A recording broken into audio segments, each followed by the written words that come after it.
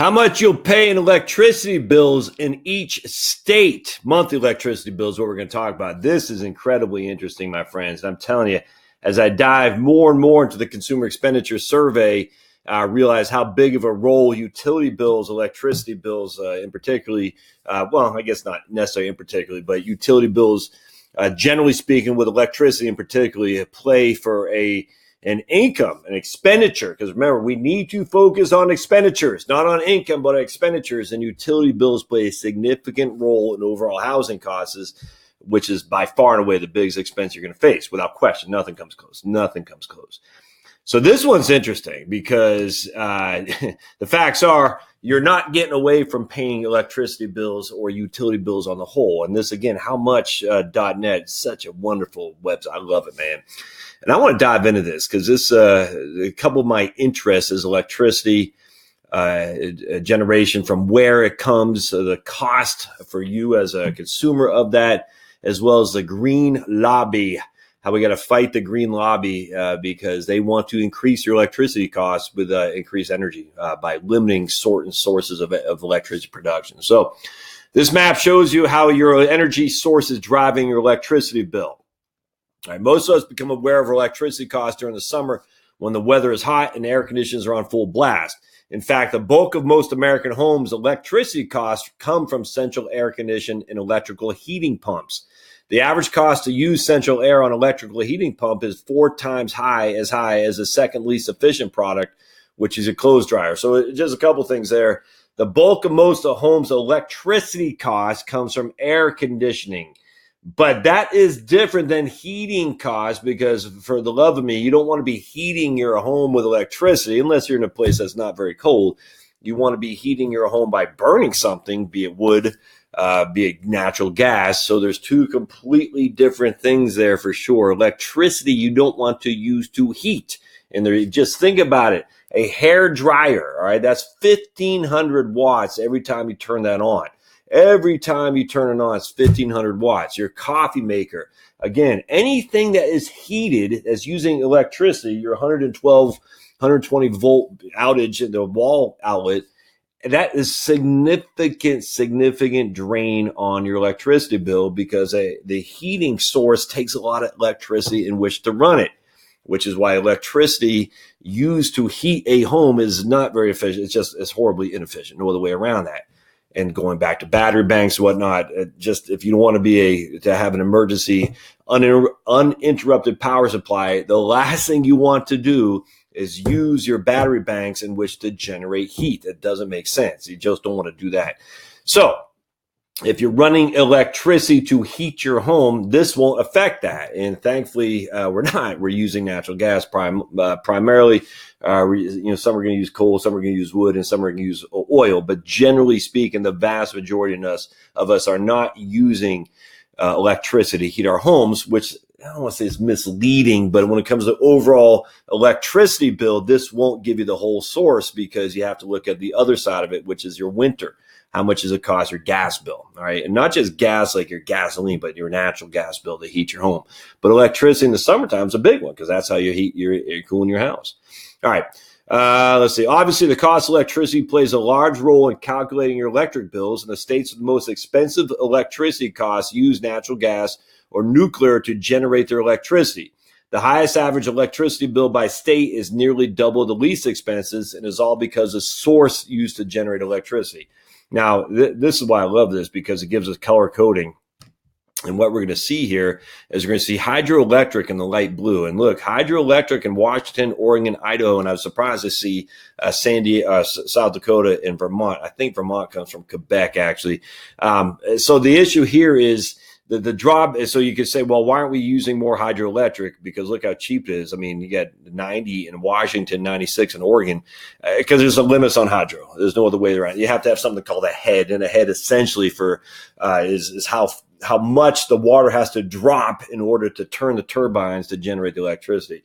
And there's a limited supply of hydroelectric, which is unfortunate, which is why Washington can pursue their insane green bills which are limiting power companies and power consumption for electricity, particularly where they try to pass this, I guess, constitutional amendment back in November, which failed. It didn't fail that. It was pretty close, but it did fail, thankfully, which is going to just a horrific tax on folks who used power without question, use energy, in this case, electricity specifically.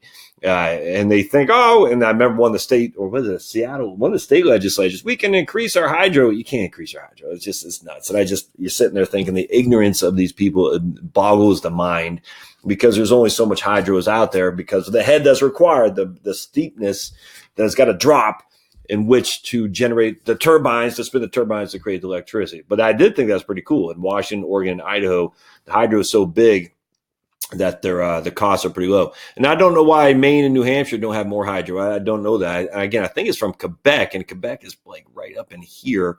So I don't know why Maine and New Hampshire don't. But that was of interest to me.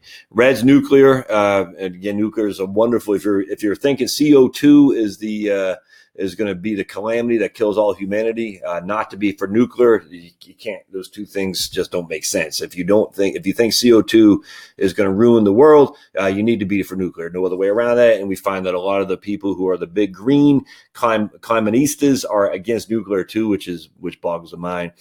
So I thought that was interesting. New Hampshire is big on nuclear. Maine is not, which was interesting. And I just, going back to what I've shared with you a million times a Sunday, I got a picture of me sitting on my mom's back when I was literally probably 6 months old, protesting nuclear power. I think it was me. Maybe it was when I was 5, and maybe it was my brother when he was just a baby. But anyway, a baby was sitting on the back of my mom protesting the nuclear power plant in Wiscasset, Maine. And I think might not have been me, but it was when I was a kid nonetheless. And so I don't know how much nuclear is in Maine anymore, but it's not the number one source. Other renewables are the number one. And I wonder if that's from biomass being imported from Canada. I don't know. It might be a combination of biomass being imported from Canada and hydroelectric from Quebec, I think. And again, I keep saying Quebec. I don't know. Surprised New York, because Niagara Falls is such a big hydro, isn't in number one in the hydro as well. But yeah, I haven't done any research on that. Natural gas. Look, you see the green of natural gas. And you'll notice natural gas is more expensive. Connecticut, let's see, just more expensive. Virginia's pretty expensive. Alabama, surprised to see that. Even Texas, pretty expensive for natural gas. Don't know what to make of that, frankly. California, I don't know what to make of that. Why? Because natural gas is pretty doggone cheap, and they're getting more and more findings of huge resources of natural gas. So it's just going to be cheap electricity going forward for sure. Alaska's natural gas too, which I thought that was interesting. Now let's look at a couple of these other places. Orange is coal. Isn't that interesting? New Mexico. 76 is that? And I think that's per month. Yeah, monthly bill. Yep, exactly. Average monthly bill for electricity. New Mexico, their source is coal. And then Maine is other renewables. And I know it's not solar. It's certainly not wind, heaven forbid. I just find that interesting. Now look at that. Natural gas and nuclear are the most expensive. That's interesting to me. There's more to this than me. See, I find it, I love this stuff. I find it incredibly interesting. I'm not going to take the time to dive into it, but I did notice coal is the least expensive for electricity in New Mexico. Again, with some of their, look, Colorado too. Isn't that interesting? It's just funny how some of the biggest greenies in New Mexico and Colorado are also taking the benefit of coal. I find that ironic. In California's natural gas, what you don't see other renewables. And when you think renewables, you always think solar and wind, and it's such a pit in this overall scheme of things. It's not relevant talking about, frankly. But it's interesting. So nuclear has gone down to only 5 states have nuclear primarily. It's basically natural gas, few in hydro, nuclear. It's natural gas and coal. That's what it comes down to. I'm still surprised coal is so big in some of these states. I thought natural gas would replace that, but that's of interest to me. Anyway, in the United States, there are several ways to produce electric or energy. While renewables such as wind and solar have been gaining traction, they still require government subsidies to be competitive with other energy generation sources. If you built a power plant today, wind and solar would actually be less expensive expensive as very costly to build a coal operated plant. Well, that's simply because the way the government is structured. I mean, remember, Obama said explicitly, you can build a coal power plant, but you'll never make any money because we're going to put you out of business. And remember, Hillary Clinton said, coal owners and coal workers are going to have to find new lines of work because we're going to make it so prohibitively expensive for them to remain in business. So that's not because solar and wind is so cheap per kilowatt hour. It's just because the government has favored them relative to coal. I mean, that's just fact. The least expensive electricity generating source using existing power plants is coal. The most expensive is petroleum liquids such as diesel. President Trump is attempting to renew interest in the coal industry, making it a higher profile energy source, and he's winning. And we notice in China, they're having huge coal revisiting of coal is just as a source of electricity, without question, a source of energy generation to create electricity, cheaper electricity. This is factual, my friends. The president faces an uphill battle given the recent declines in the cost of other energy sources. All right. Here are the states with the least and most expensive electricity bills in the U.S. Alabama is the most expensive at $146, Hawaii at $139, and then you got New Mexico at $76 and Montana at $89. Again, coal. So if you're looking at retiring and you want to keep your utility bills down, now this is just electricity. All right. I don't know what the cost of heat in New Mexico is. Probably not that much in the wintertime because it's not that cold. Montana, probably more so. I just don't know. But that would be something to look at because utility bills do play a significant role in your overall expenditures when it comes to retiring. While central air conditioners and home heating units, what were they? How much?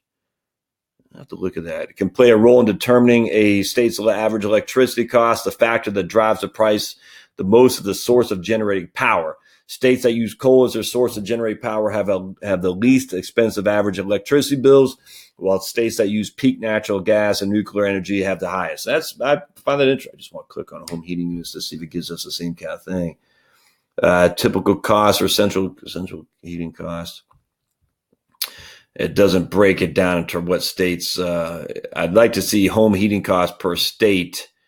Cost by city, central gas furnace. Yeah, it doesn't give us a cost by state. Okay. That'd be something to look at later on. All right. Well, anyway, I find that of interest, man. So there you go. So if you're looking at retiring, you're like, look, utilities are a big deal. You might want to retire to Maine. At least that's right. For the air conditioning. Now remember, air conditioning Maine, we didn't even have air conditioning when we were living there. So we didn't have any air conditioning costs. But air conditioning in New Mexico is quite cheap. And New Mexico is a very hot state too. So that's of interest. So keep that in the back of your mind. Don't forget to subscribe, and we'll see you next time.